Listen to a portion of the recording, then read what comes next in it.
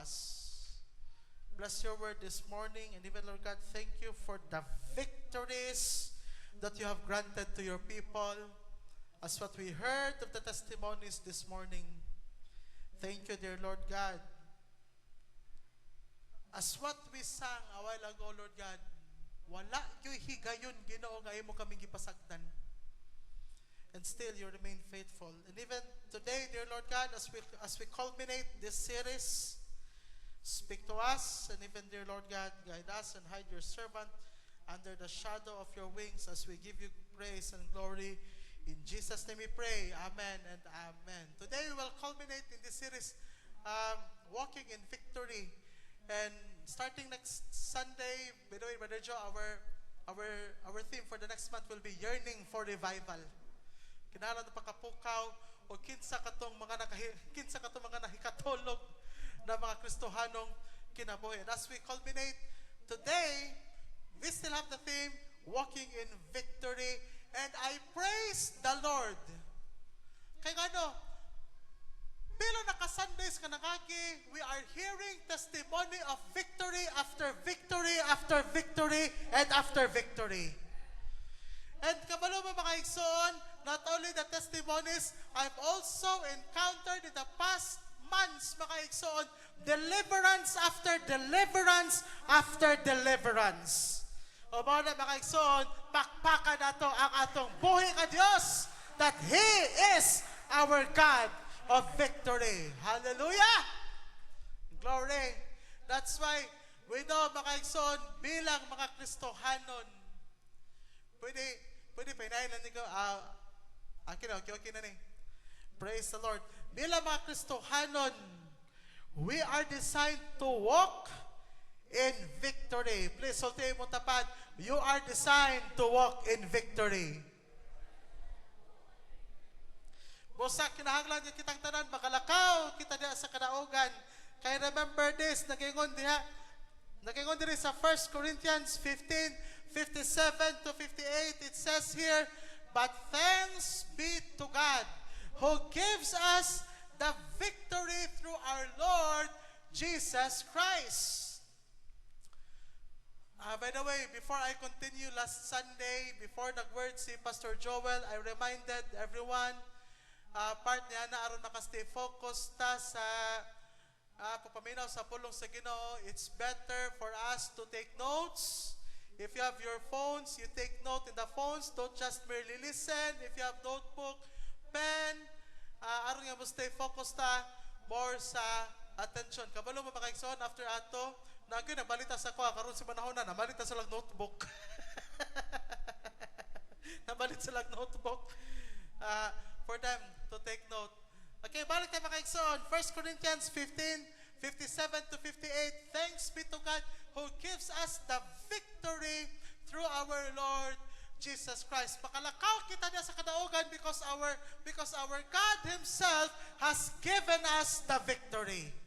Remember, the victory na atong nadaog, it doesn't come from us. The victory na atong nadaog, it doesn't originate from us, but it comes from God alone. He has given it unto us through our Lord Jesus Christ. Busa mga igsoon, we have this assurance nga makalakaw kita na sa kadaugan because the Lord has given us the victory. Bisan unsa pa nang imong gubat nga imong gitubang karon, bisan unsa pa naka trial sa imong gitubang karon, bisan unsa pa naka sitwasyon nga imong gitubang karon, we are rest assured nga bisan wala pa na nahuman na gubat, we already have the victory through our Lord Jesus Christ. But therefore, my beloved brothers, nagingon sa Apostle Paul, therefore, my beloved brothers, be steadfast, immovable, always abounding in the work of the Lord, knowing that in the Lord your labor is not in vain. I mentioned a while ago, when I was still in the hospital, I thought that time when I was in hospital, I thought that I cannot preach in the month of July. Nasa kung unahuna, I thought kung nadayon itong operation, I thought nga it will take time to recover. O nasa kung unahuna, okay, maginahinan ako karin siya ni kinsay mo take sa kuslat.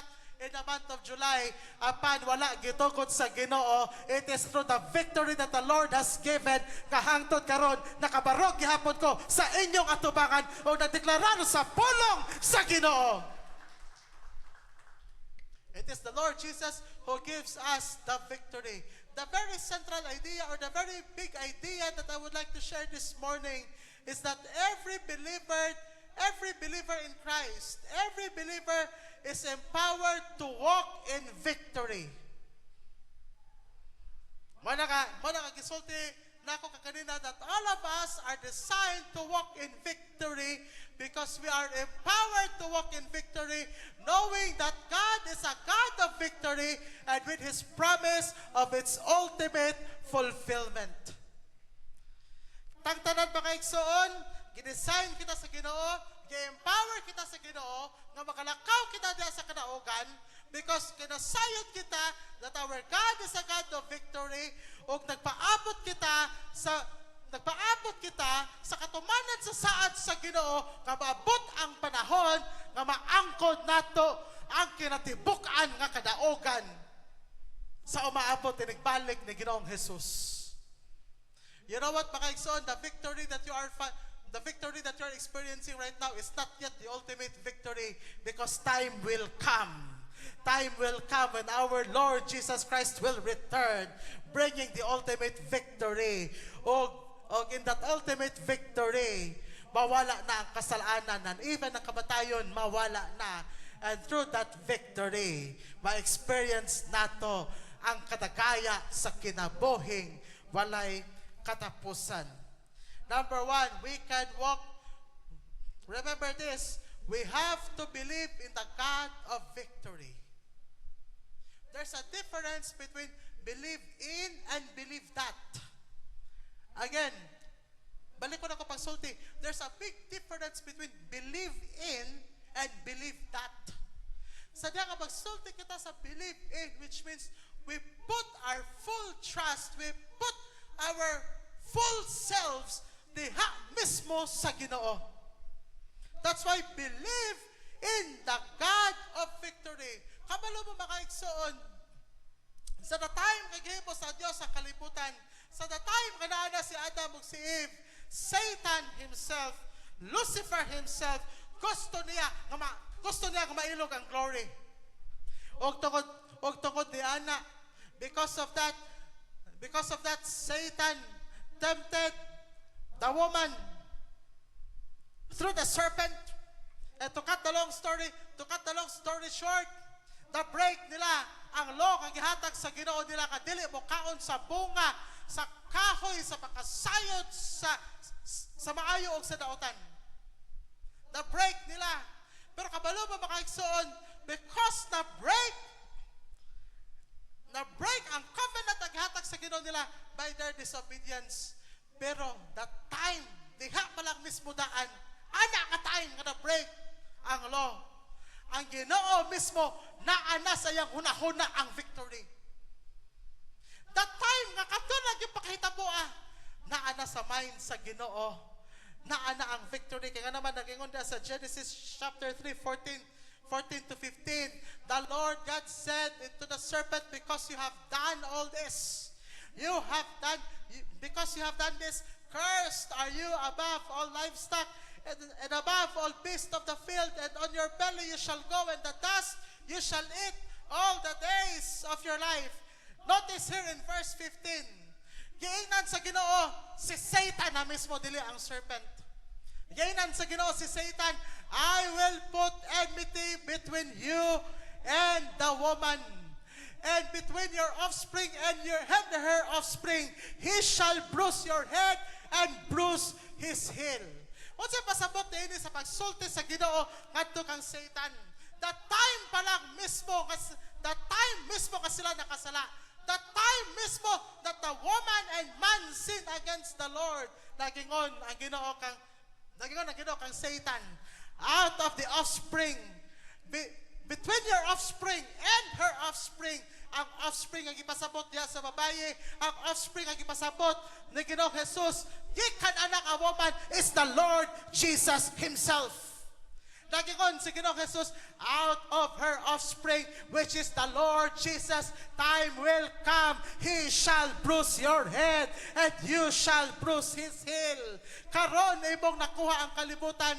Karon imong nakuha ang humanity sila pagkasala. Karon imong nakuha ang himaya gikan sa kuha. Apan maabot ang panahon. Mabot ang panahon, inikataw ni Ginoong Jesus, siya mismo magtapak sa imong ulo. Can you imagine? Kana pa lang yun, kana pa lang daan.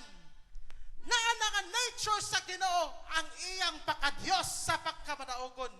Kaysa ana pa lang nakasala ang tao na ana sa mind sa Ginoo. Sige lang, bantay ka lang, kay mabot ang panahon, ang imong ulo akong pagatumban. Unsa may assurance na makaigsoon, sultihan ko ikaw kung giatake kas kaaway karon. Kung giatake kas kaaway karon, sultihan ko ikaw naa na sa hunahuna sa Ginoo, naa na sa hunahuna sa Ginoo ang imong kadaugan. Unsa pa nakatake imong giatubang karon? Unsa pa na mga trials kay gihatag sa kaaway da sa imuha, naa na sa Ginoo, naa na siya giandam na kadaugan para kanimo o kanako. That's why in John 16:33 we know that we are still in this world that is full of tribulation. Kabaluta just this week, just this month, tulo ka bagyo, nagsunod-sunod, si Crising, si Dante, o si Emong. Nagsunod-sunod. Sakto ba ko? Crising, Dante, Emong. Nagsunod-sunod sa Luzon. Full of tribulation. Naapag itong klases, gobyerno karon, puno po sa tribulation. Can you imagine? Police General, yan na yun, makiboxing ring dito sa Kamayor sa Davao. Unya karon gideclare si General nga winner by default. Ko man ito nga si ko. Kaya ko unsa man ning klasehang gobyerno niya. Di ba sabtan? Full of tribulation. Di na takasabot sa unsay dagan sa panahon karon. Di na takasabot sa unsay dagan sa kalibutan karon. But there is a promise kagihatag. There is a promise kagihatag ni Ginoong Jesus. I have said these things to you that you in me may have peace. In the world you will have tribulation. Nagingon siya, in the world you will have tribulation, but take heart, I have overcome the world. Bisan punong-puno mo sa tribulation, bisan punong-puno mo sa kasabok, bisan punong-puno mo sa trials, but take heart, ako nang nadaog ang kalibutan. Mo na gigingon ng Ginoong Jesus. Bisag gikoso-koso pa kadiha, bisag gikoso-koso pa kadiha sa tulo ka bagyo, bisag gikoso-koso pa kadiha sa baha. Mao na ang ako pakutanan ninyo sa panahon sa baha. Mao na ako pakutanan ninyo sa panahon sa baha, na anod pag-apil ang inyong pagtuo. Hello? Sa panahon sa baha, naanod pag-apil ang inyong pagtuo. Nayoban mo ingon, Pastor, bisag naanod ang akong pitaka, pero ang akong pagtuo, wa gyoy pagkaanod. Bisag maanod man ang akong kaptakan diha sa baha, but still, walay makapaanod diha sa itong pagtuo, because we believe that our God is a God of victory. And in Exodus 15:2-3, The Lord is my strength and my song, and He has become my salvation. That this is my God, and I will praise Him.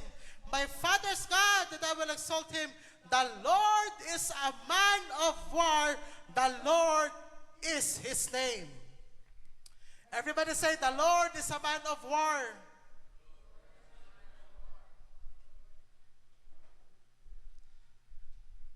Mo nang pakutanan na abot na, Pastor, sukad ginahimo kong Kristohanon, nga naman yun di man yun ko mahutdan og mga trials, nga naman dili ko mahutdan og mga kalisdanan, nga naman dili ko mahutdan og pagkigubat. Ikson, ang atong Ginoo is a man of war. o gusto sa Ginoo makabaton ka og victory. Ayan, pagsulti mga igsoon, how can you have victory if you do not have war? Hello? How can you have victory if you do not have war? Nature na sa Ginoo, mauna, kagipaagi ta sa Ginoo og series and trial and war after war because the Lord is a man of war. The Lord is His name. That's why, since we believe in the God of victory, now we have to walk. Second, we have to walk in victory in the midst of warfare. Knowing that the Lord is a man of war and the Lord is His name. Now, kita na mga magtotoo na sa Ginoo, we are empowered to walk in the victory in the midst of warfare. Let me share to you an instance na sa New Testament in Mark chapter 6 verses 46 to 48. And after 46, and after he had taken leave of them, he went up on the mountain to pray. He went up on the mountain to pray, and when evening came, the boat was out on the sea, and he was alone in the land. Verse 48, and he saw that they were making headway painfully, for the wind was against them. Nakita ni Ginoong Jesus, he was on the land, o ang iyong mga disipulo, gipalatas dito sa dagat, o nakita ni Ginoong Jesus, sila mismo nakalisod na sa pagdala sa bangka, ngayong gisakyan, kay gikusukuso silang maayo sa hangin. Just yesterday, I read the news just sa social media sa nahitabo sa pier. Katong usa ka na kong barko sa Medellin ba to? Can you imagine, napakani dia sa pier, nagbangga pag yun.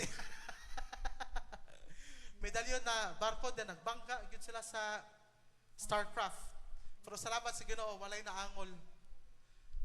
Ang rason kay mechanic failure, then di na niya makontrol ang dagan sa current sa tubig. Mo nga nabanggaan niya ang Starcraft na Fastcraft. Imagine the time, di na sila kabalo sa pagkontrol sa bangka. And the Lord Jesus was on the mountain in the fourth watch. About the fourth watch of the night. What do you mean by fourth watch? Fourth watch is already sometime around 2 a.m., 3 a.m. na sa kadlawon. O kabalo mga kaigsoon, when speaking about fourth watch, daka na kayo makatuo-tuo, ani nila ka time. Kaya di ako na mahitabo sa fourth watch, di ako na mahitabo ang mga manifestations sa mga spirits. Kaya kung sila nakita, about the fourth watch of the night, He came to them. Sa kadawon, nimbiya si Ginoong Jesus sa bukid, ningadto nila, o si Ginoong Jesus mismo naglakaw sa tubig. Imagine, fourth watch. Kaya nana sila pagtuo, basta makadlawon agoy, nana ni mga misteryo nga mahitabo. O ang nisugat nila, si Ginoong Jesus mismo naglakaw sa tubig.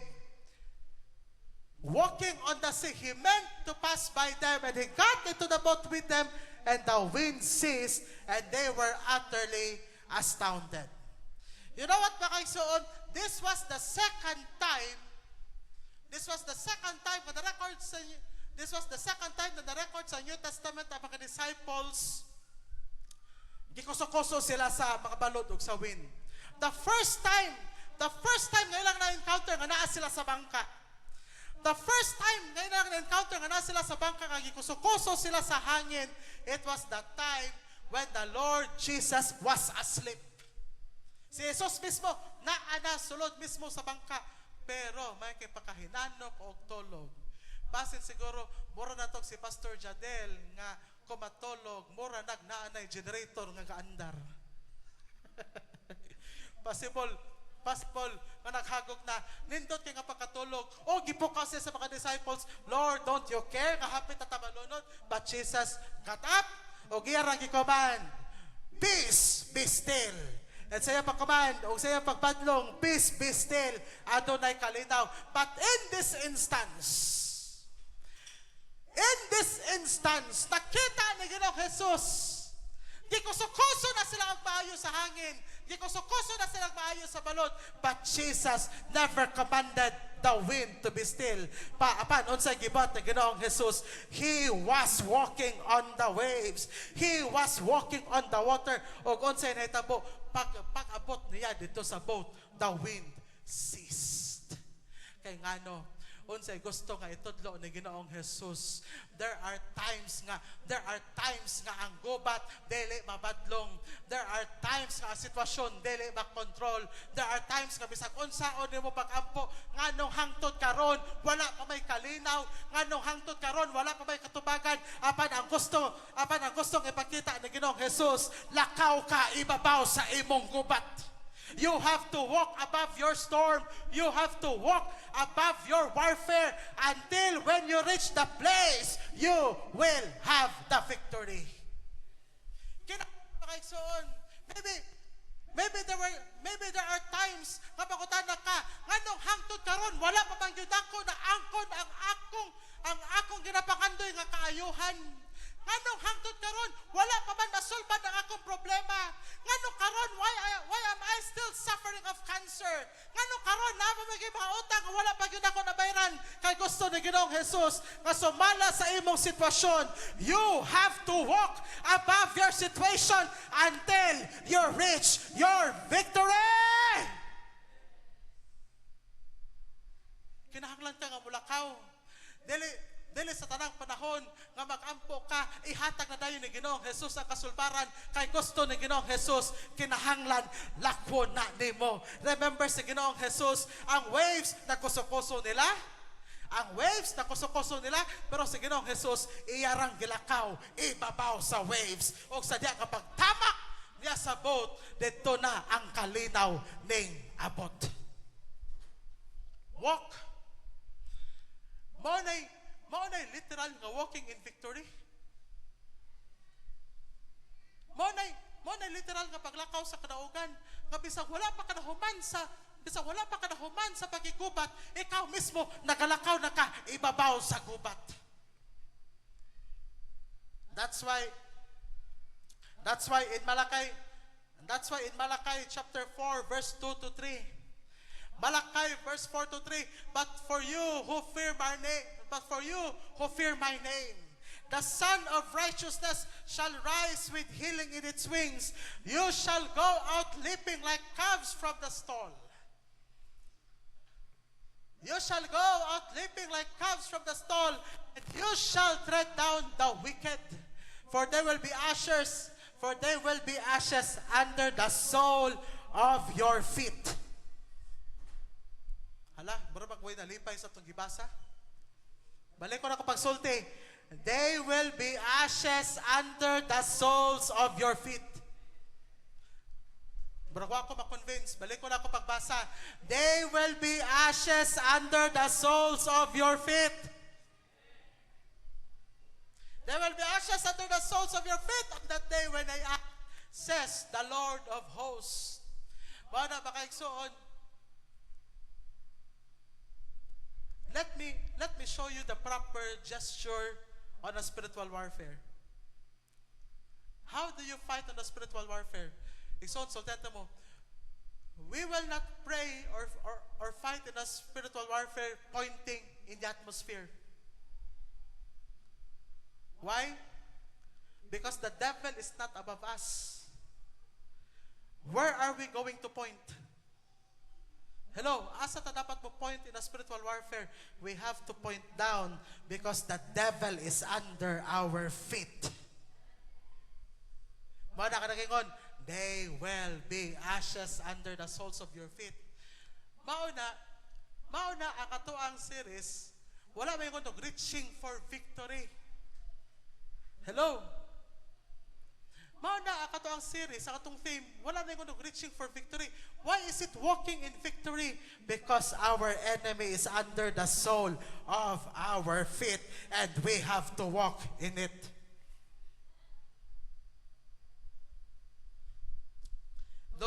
Luke 10:19, behold, I have given you authority to tread down. Other version, to trample, pagatumban. I have given you authority to trample on serpents and scorpions and overcome the power of the enemy, and nothing shall hurt you. Psalm 81:13-14, nagingon dire, oh, that my people would listen to me, but Israel would walk in his ways. Oh, Israel, walk in my ways. Nagingon ang Ginoo, Israel, walk in my ways, and I will soon subdue your enemy and turn my head against their foes. Walk in my ways, and when you walk in my ways, I will subdue all their enemies. And in Judges 3:1-2, it says there, now these are the generations that the Lord left. This was the time when Joshua already died, to test Israel by them. That is all in Israel who had not experienced all the wars in Canaan.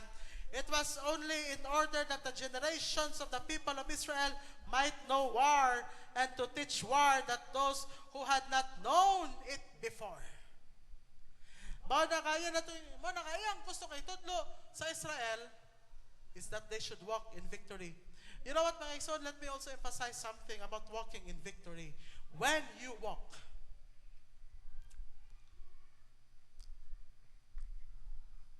wala putang sa screen, but I want you to take note of this. When you walk, you are taking territory. Again, let me repeat. When you walk, you are taking territory. Di ba in the previous months we have the series of expansion, and we believe that breakthrough is coming. And I even remember Brother Jojo was preaching about the life of Jabez. Expand my territory, enlarge my tent, expand my territory. You know what? When was the time that the Lord required the people of Israel to walk for them to have the territory? It was in the land of Jericho. In the city of Jericho, the Lord commanded them, you have to walk around the city 7 times. Gaynan sila sa Ginoo, walk around the city 7 times, and walk, and walk, and walk. Gipalakaw sila sa Ginoo. Gipalakaw sila sa Ginoo. Ngano gipalakaw sila sa Ginoo? Kay sa diha ka naglakaw sila. Sa diha ka naglakaw sila. Sa diha ka naglakaw sila, gikuha nila ang territory sa Jericho. Sa diha ka naglakaw sila. Sa diha ka naglakaw sila. Kinahanglan nga mulakaw, kinahanglan nga mulakaw, kinahanglan nga mulakaw. Kay sa diha sa imong paglakaw, gikuha nimo ang territory nga giilog sa kaaway.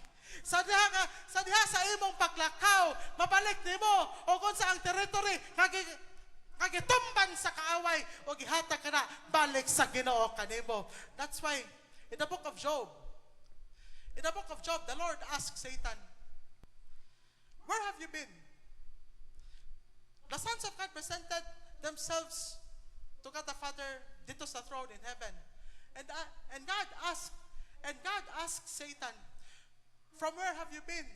Naingon si Satan, I am walking to and fro from heaven to earth. Kabalubon si pasabot di ana. Satan himself, nagsulti siya, wala na siya ningon nga, naglakaw-lakaw na siya sa kalibutan. Ang pasabot ni Satan ni ana, I am walking to and fro sa earth because I am taking territory sa earth. And I am trying to reverse. Satan is trying to reverse sa blessing nga ihatag sa Ginoo sa katawhan by how? By giving curses to the people. Ang pasabot ni Satan ni ana, I am walking to and fro. Naglakaw-lakaw ko, Lord. I am taking territory. I am placing curses upon my people. Mao ta kanakutana si Ginoo kang Satan. But have you considered my servant Job?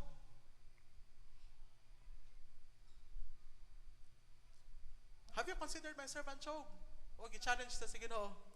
Sige, Lord. Okay, when I will touch Job, he will curse you. He will curse you on your face. O yan na yun, gihagit sa Ginoo si Satan. Sige, tukutan ta ka. O ba nagtrabaho sa kaaway? Kabalo mo, ang kaaway, wala na'y pahulay sa pagsigig lakaw-lakaw. Mabita ka nakasulti diha. The devil is like a roaring lion looking someone to devour. Pag ikaw niya, looking someone to devour, he was always walking, taking territory, and he will reverse the plan of God by placing curses upon kita ng mga Kristohanon, si Kristo mismo. Kita mga Kristohanon, we have to take back our territory by walking in victory. Whining amen, baragway gustong manglakaw.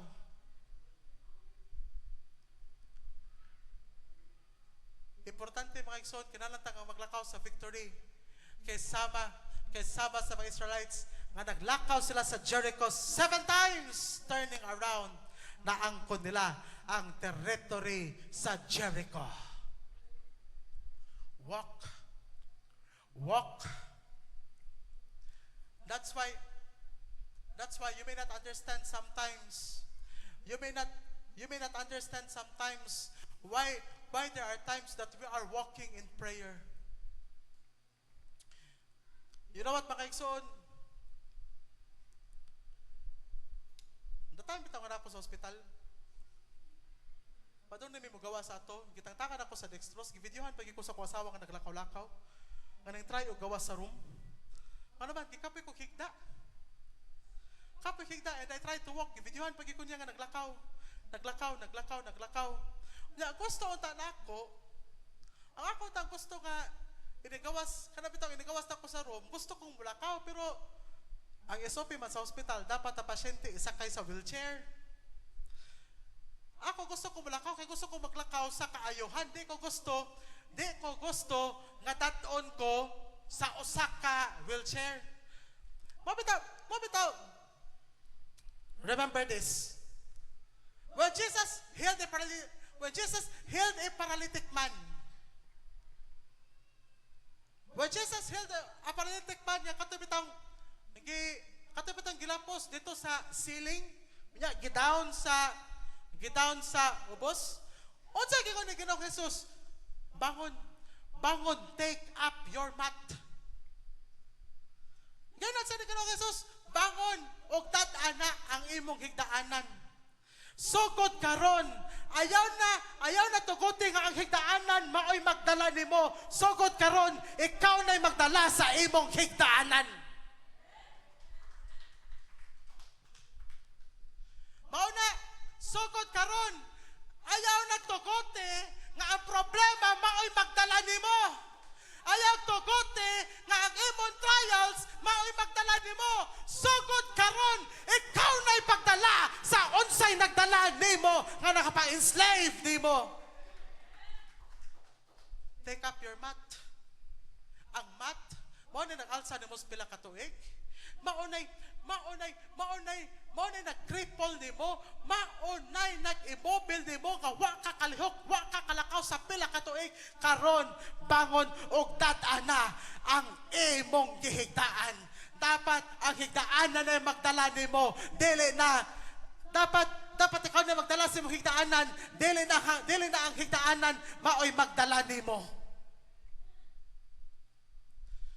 Unsa man mura man sanig mga tapulan pod. Napay panahon na gusto pa ta masigig gakpo sa tong unlan.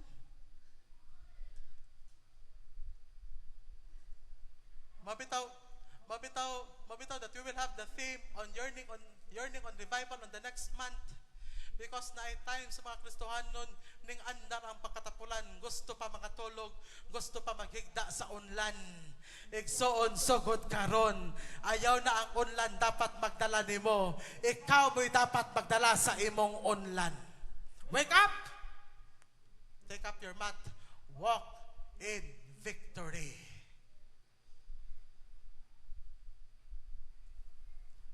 Maybe you have been driven by your fears. Maybe you have been driven by your fears. Maybe you have been driven by your anxiety.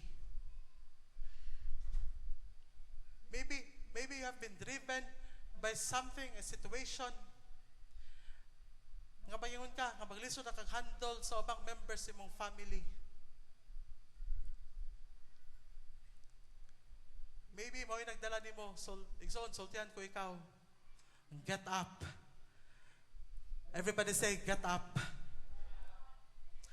Take up your mat and walk. Ayaw nagtugote ang higdaanan. I remember this. Just bear with me ha. Kung na yung mga times nga sige ko og share something about sa hospital. Kaya mo ako na-experience. Di ko, ison, sulteta mo, kisa nakasway na ini. Di ko ginahan guyoron og stretcher. Katry mo ana ka kanang bitaw stretcher nga nagigda ka na stretcher mo nagdala nimo din ang imo ra makita kay ang ceiling.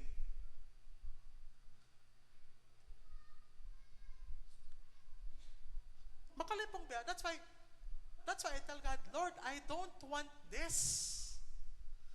I don't want this. Nga maghigda ko og stretcher nga ginagoroy ko. Mas gusto pa ko ako pa'y mogoroy. Mas gusto ko nga ako pa'y mogoroy sa stretcher kaysa guyoron kong stretcher. Kaya I believe in my heart, we have to walk in victory. Mabitaw ka nakasulti niya, take up your mat. Ayaw nang tuguti nga ang mat, mao'y magdala nimo.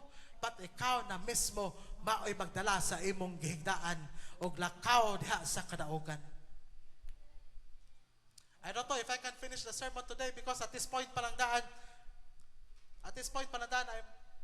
I'm already encountering the anointing of the Lord here. Walk in victory. Lakaw diha sa kadaugan. The reason nganong hangtod karon nga naapay mga victories nga wala na claim. Kay gusto nato nga matawat nato ang victory sa atong paghigda. Hello? Maybe gusto nato matawat ang victory sa atong paghigda. Remember also in Acts chapter 3. Remember also in Acts chapter 3.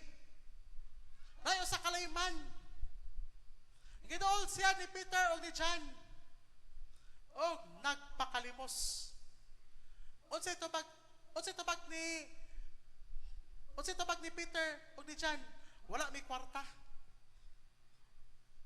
Gainan sila ni Peter ni John, silver and gold have I none. Wala may kwarta. But I can give something to you. But something that I will give you in the name of Jesus Christ, rise up and walk. There are times mangkod na gusto ta kadaugan. There are times na gusto ta kadaugan, pero katong tendency magsakit ang higda. Magsakit ang higda sa kalaay, magsakit ang higda sa pagpaabot, magsakit ang higda sa pagkatapulan, magsakit ang higda sa tuang doubts, magsakit ang higda sa to pagduda diya sa pulong sa Ginoo, magsakit ang higda sa pagpaabot nga bagunon na, moabot pa ba kaani or dili na, moabot pa ba kaani or dili na, pero usa ra gid kasugo, rise up and walk. All you have to do, stretch out your faith. Kinahanglan ka kabubangon og lakaw. Ayaw pagpaabot nga naay mo birani mo. Hello? So teta mo pagbalik ani. Ayaw pagpaabot nga naay mo birani mo. Kay ngano, ang gusto sa Ginoo nimo, ikaw mismo mo bangon og lakaw. There are times magsige tagpaabot nga naay mo bira nato. Naay mo bira nato. Ayaw. Igsuon.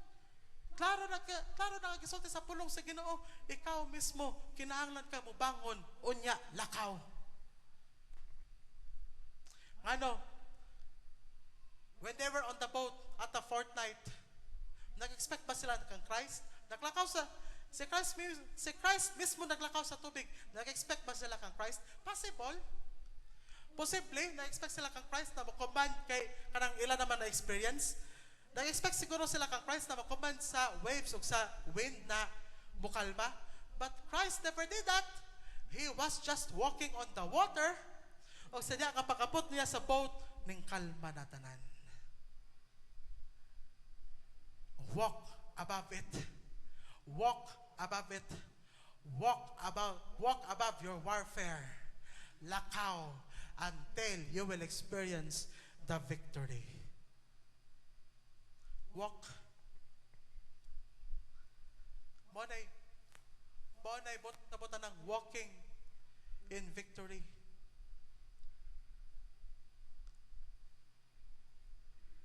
Number 3, refuse defeat by not despising God and His Word. I will not explain this further. Kaya pila na po ni ka-Sundays nga, ginabalik-balik explain. We experience defeat when we despise God. Ang Ginoo nagtawag nimo sa paglakaw, pero ikaw mismo tapulan. Ang Ginoo mismo, lagi ngon that you are a warrior, igsoon ayaw pag tinapulan. Sama sa Israelites. Ang Ginoo natanaw nila sa army, pero on sila pagtanaw mismo sa in the book of Numbers. Bad report ikan sa spies, mga higanti may ito sa Kanaan, di nila mo kaya, pero pagtanaw sa Ginoo nila, they are army. O kung sa'yo nahitabo nila, ayalang generation, wala nakasulod sa promised land, kaya lang pagtanaw sila kagalingon, grasshopper. Ningon pag yun sila, di na lang ako pasaw, ningon pag yun sila, so which means, masulod na dahil sa land of promise, para ipaon namin ito sa mga higante. And I will not explain this again. Tungkol niya na, wa sila kasulod sa land of promise ang ilang generation. They have wandered for another 40 years until their generation will pass by, except Joshua og ni Caleb. Kabalo mo mga igsoon sa pimakatag og defeat sa ato Ang usapon sa makatag og defeat sa ato when we are driven by emotion. Hello? Ang usapon sa makatag og defeat sa ato when we are driven by emotion. That's why don't make decision when you are in your emotion. Let me give you an example. Si Moses. Ang mga tao nag-murmur kay wala sila'y tubig. In Numbers chapter 20, nag-murmur, nag-grumble ang mga tao kay perti na yung uhawan nila.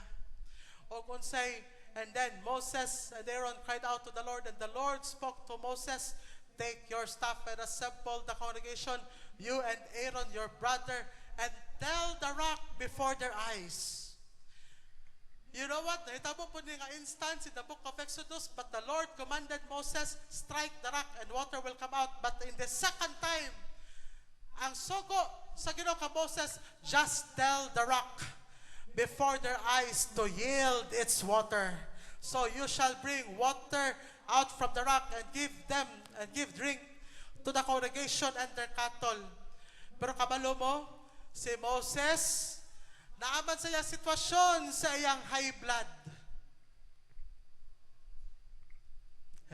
Si Moses, naman siya sa sitwasyon sa iyang high blood.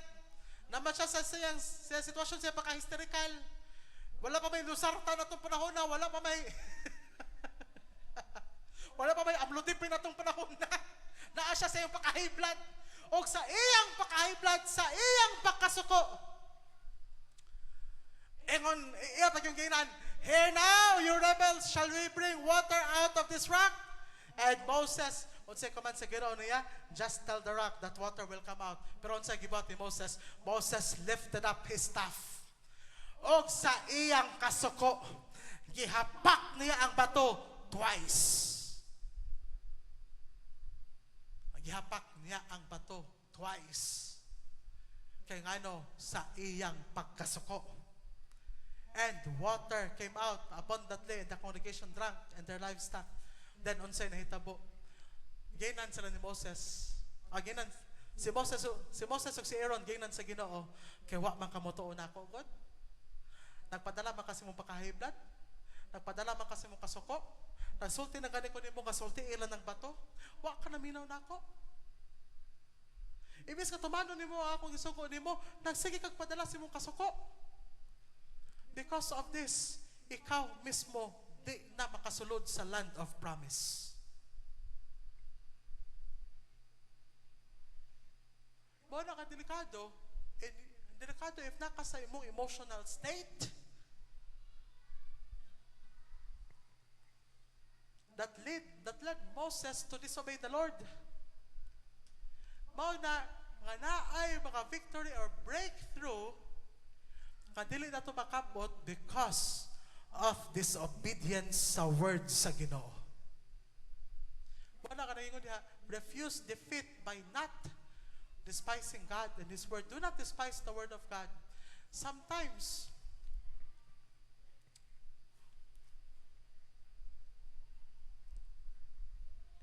and when I say this, please take this as a warning.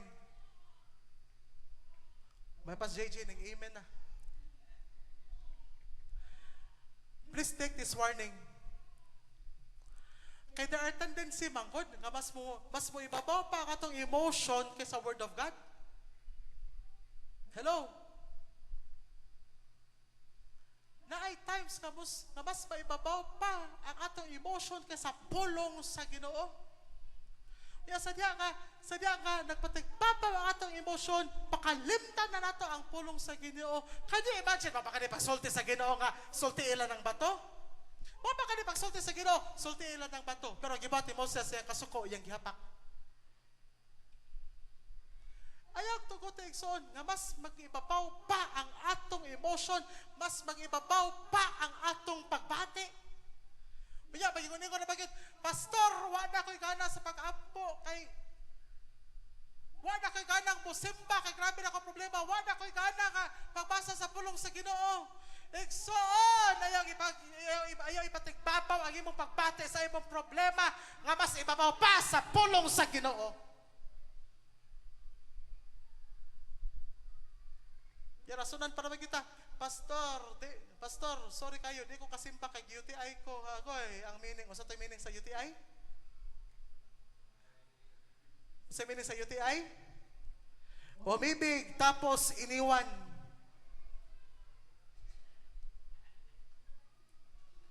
Nagpatigpabaw ang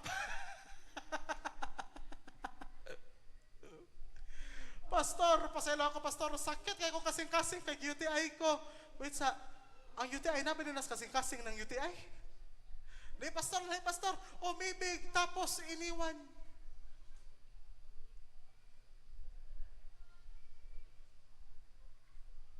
I am not saying nga invalidate ang ato emotion. Wala ko masulti na naka-invalidate ang ato emotion. Pero kung magpatigbabaw na ka ng emotion, kaysa word of God, ka naalahi na.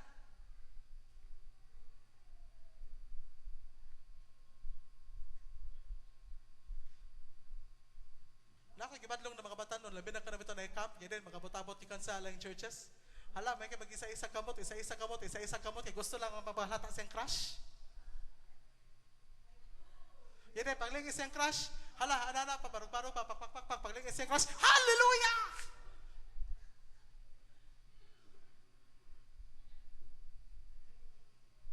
Kung sabay mong,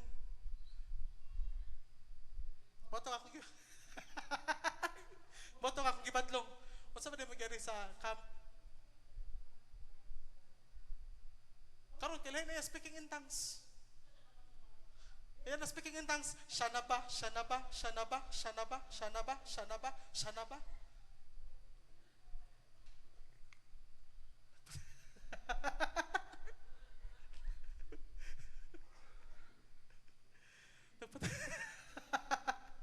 Katawa ang Daniel eh. Nagpatigbabaw ng pagbati. Bana makaigsoon. Ayaw gipatigbabaw ang emotion kaysa diha sa pulong sa Ginoo.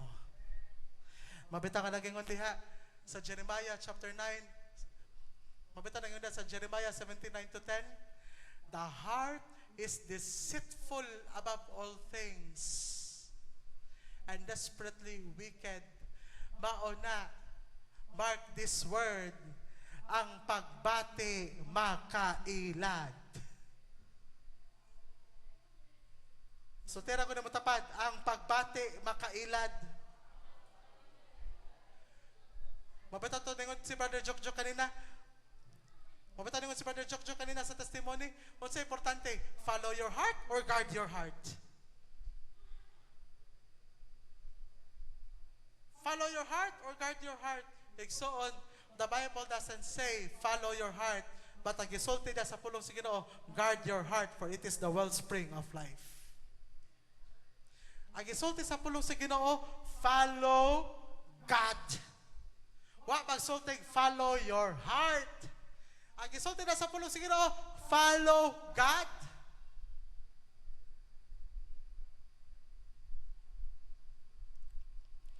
And lastly, ako paspason mga igsoon, we have the ultimate victory, and when will be that ultimate victory? Ako na lang paspason. Then comes the end when He delivers the kingdom of God and destroying every rule and authority. What I would like to emphasize this, kabalo mo mga igsoon, we are fighting an enemy who is already a defeated foe. Moni usa sa makapahatag na to og gana for us to have victory, kay kabalo na kita nga ang atong kaaway perdido na daan. That's why ako lang example lang, si General Torre karong buntag gideclare nga winner by default kay ano? Ang iyang kontra wa boto nga. Ako na example ha.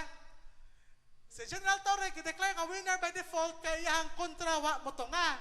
Pero kita mga Kristohanon, winner by default kay ang atong kontra building na daan.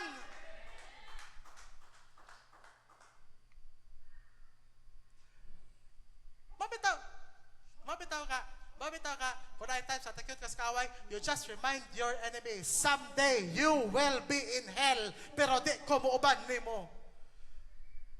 Lain sa kayong musulti. Nabitaw ningon ako na, Pastor, ako ba nag-iswayan, Pastor, ginan ako akong kaaway, someday, nadyo ka sa imperno, yan ang kitubangan ko siya, sige lang, magkita na ta. Tuara.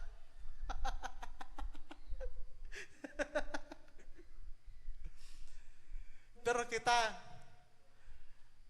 na mga Kristohanon, we already have the victory. Kay diha palang daan. Naginguna sa Revelation.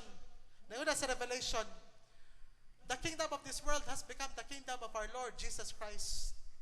Where all the kingdoms of this world will be under the kingdom of our Lord and Savior Jesus Christ. That's why we have this assurance of victory. Time will come. Kung wala pa ka naman si Munggubat karon, time will come. There's an ultimate victory nga nagpaabot. And it will come soon when our Lord Jesus Christ, He Himself, will be the one to conquer sin, and He already conquered sin and death. But it will surely come when Christ Jesus Himself will return and we will all be transformed in His appearance, glory to glory. That's why balik ko sa akong gibasa ka verse kaganina in the opening.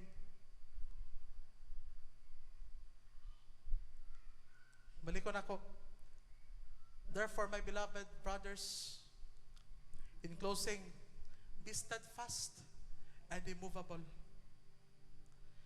Ayang tuguti nga imong Kristohanon kinabuhi makabato ng pagkatandog. Ayang tuguti nga imong paglakaw dahil sa imong pagtuo makabato ng pagkatandog. Because God has already given you the victory. That's why I remember this statement, and you can take down notes of this statement. We are not fighting for victory. Kung sa boxing man, they are fighting for victory. Kita mga Kristohanon, we are not fighting for victory. but we are fighting from victory.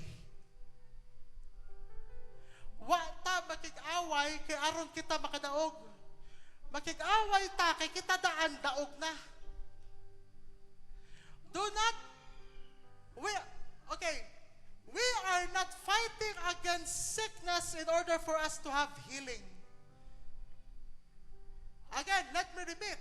We are not fighting against sickness in order for us to have healing. We are already healed fighting against sickness. Murag way nakakuha sa akong gisulti. Let me repeat. We are fighting from healing. We are already healed fighting against sickness. So, napakay balatian karon. Ayaw pagsulti nga magsige kag pakayo sa Ginoo og kaayuhan. Ang pakayo sa Ginoo, Lord, I am already healed. That's why I am fighting against this sickness. Imong isulti sa imong kagalingon na ako'y problema. I am fighting in this because I am fighting from the victory nga gihatag sa Ginoo kanako. Manito kitang tanan mga igsoon. Hallelujah. Glory to the name of Jesus. Can we give God a clap offering of praise to the Lord for the victory and start praising the Lord? Come on. Start praising Him. Glory. God has already won the victory. Igsoon, unsa man ang maybe some of you are having sickness.